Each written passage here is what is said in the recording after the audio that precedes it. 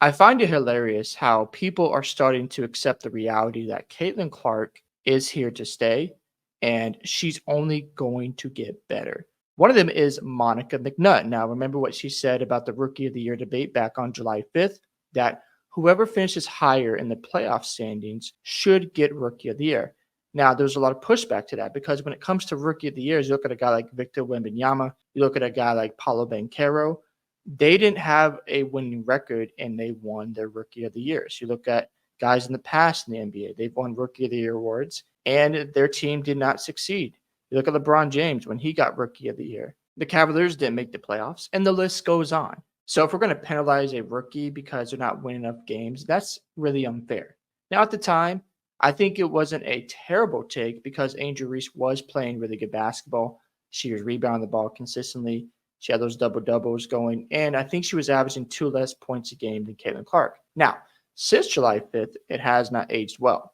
But ever since July 5th, Caitlin Clark has ran away with Rookie of the Year. It's not even close. The conversation is over. And when it comes to the differences between Angel Reese and Caitlin Clark, when you look at being the number one option, Caitlin Clark has a huge gap over Angel Reese when it comes to scoring the basketball. Those are just facts. She can shoot the three ball.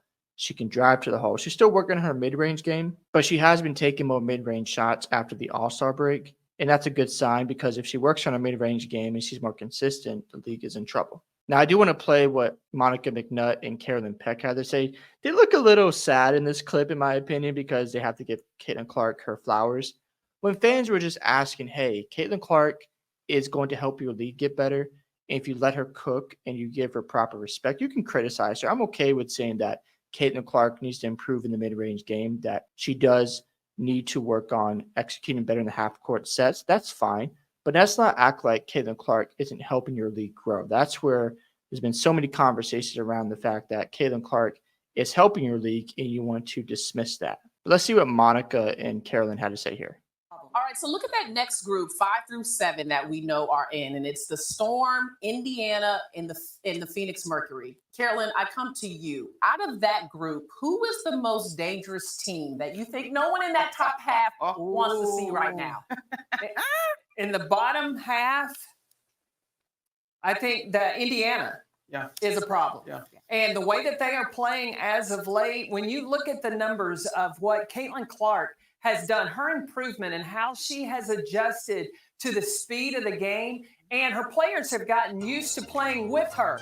She knows how to lay it out on a dime. Mm-hmm. Her court vision is impeccable, and now her teammates are ready to catch the ball. They trust she's going to get it where it needs to be. But y'all, the favorite part of my game from Caitlin Clark is this behind the back pass. Come on now. I love it. I love it. And that wasn't just one time. She does that on a frequent and drops it right there. Perfect to Aaliyah Boston. So let me just sprinkle in, because you mentioned AB. 2 of those highlights, I believe, were a Clark-Boston connection. Those 2 have been the second best scoring duo in the league behind A'ja Wilson and Jack.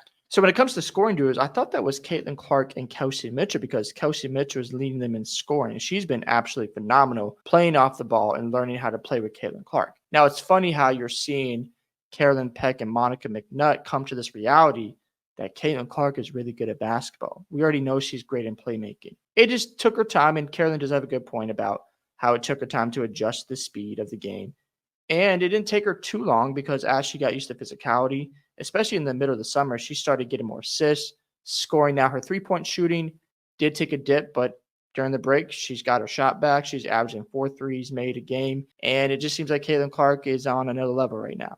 And it's just funny. It's good to see Monica McNutt doubling down. It would be nice if she just said, hey, I was wrong. But you know what? I'm not going to push too hard on that because at least she's acknowledging Caitlin Clark and recognizing that the Fever are going to be a dangerous playoff team. Now, when it comes to Cheryl Swoops, complete silence. Coach Gino, I haven't heard a word from him either because both of them look like complete idiots right now. Cheryl Swoops doesn't want to be professional, and she is a great WNBA player. She was phenomenal in her career.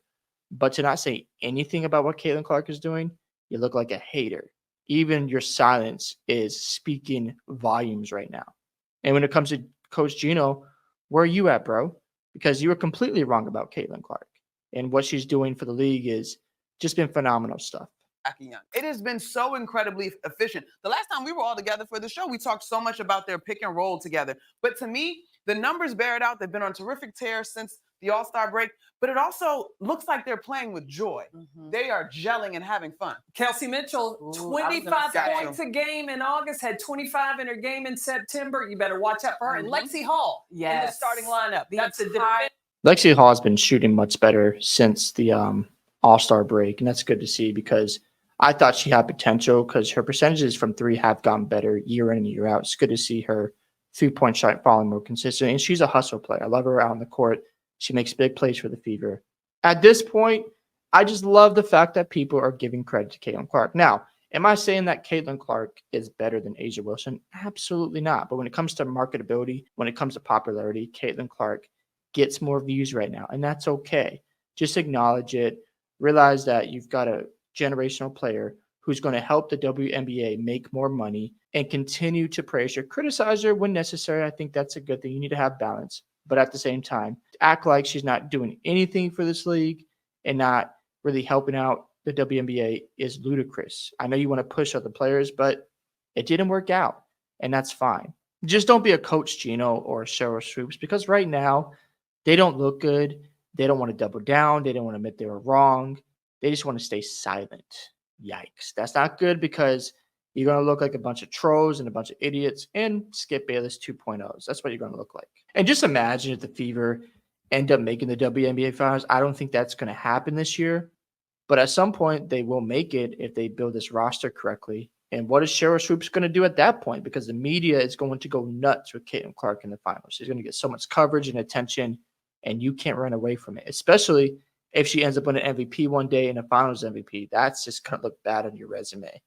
So, yeah, shout out to the media. Hopefully they keep this up. Shout out to Stephen A. Smith and Shannon Sharp, who held these women accountable and said, like, listen, Caitlin Clark is going to help grow your league. Let her cook so you can make some more money and not constantly complain about how the WNBA isn't growing, how people don't want to watch. Now you have somebody who can help you out. So, yeah, those are my thoughts. I'd love to hear what you got to say about Caitlin Clark getting more attention, and people are beginning to accept reality, especially in mainstream media. Don't forget to like and subscribe to the channel, and I'll catch you in the next one.